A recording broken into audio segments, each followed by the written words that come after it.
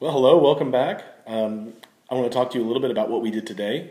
It was Monday, and your children were at home, and we had an in-service day, and we had the opportunity to listen to Grant Lichtman, who gave us about an hour talk and put us through some exercises meant to really inspire us to be more innovative in the classroom and to use the resources and the time that we have in order to make the best learning experience we can for your children.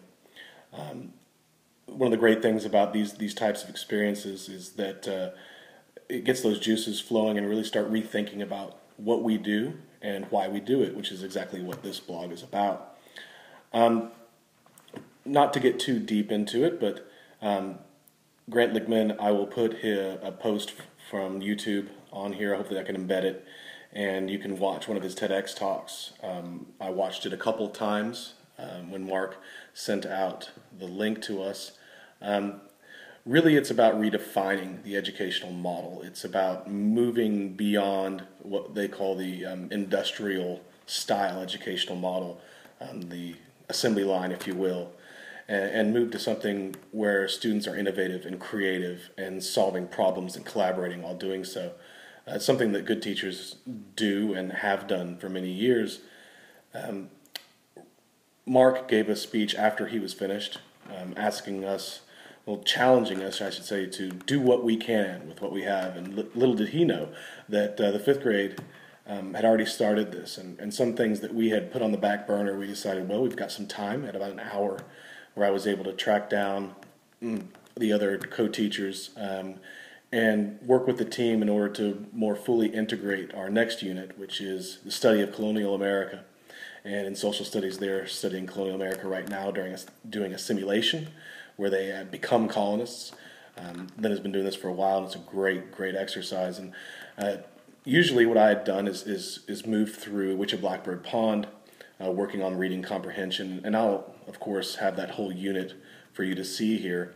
But what we hadn't been able to do because of turnover and because really constraints we may have put on ourselves was to make this a fully integrated experience. And so some of the things that we started working on was how to integrate Gene Haynes in the music department, how to integrate science, how to integrate math into this in a way that makes the whole experience as rich as possible for the students and enables them to completely immerse themselves into the subject area, really gain the perspective of a colonist to see what it was like. And so in science, they're going to be working on making dyes or making candles or even making cheese. They're still working out the details. And then in music class, because Gene Haynes is actually accomplished seamstress, they're going to learn how to sew and actually create maybe clothing, or one of the ideas we had were to have the students create dyes from plants that they investigate in their colonial groups, and then make a piece of fabric that they dye and then put a seal or stitch embroidery on, and then we're going to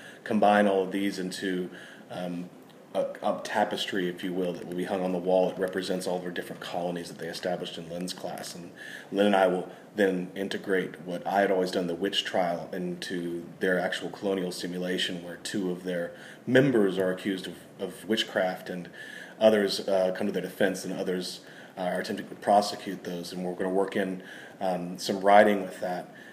The idea here, of course, is that even though we're going to be teaching the same skills we would, the subject matter is completely integrated, and the students go from class to class with that same theme, that same idea in mind. And even though we can't do some of the things that would really kick it to the next level, where all the teachers may be in the same room, all students in the same room, there are things we can do. And we're working on that, and hopefully by the time that I finish the next post, which will be a complete explanation for the pedagogy, for the philosophy behind what I'm doing with Witch of Blackbird Pond, we can include all of this as well. So I just wanted to share that here on the blog and let you guys know what we did on this Monday and how it really benefits what's going to happen in the classroom and thus the children, which is the most important part. So I look forward to any comments you might have, and I hope you read that next blog post as I go through that unit in detail.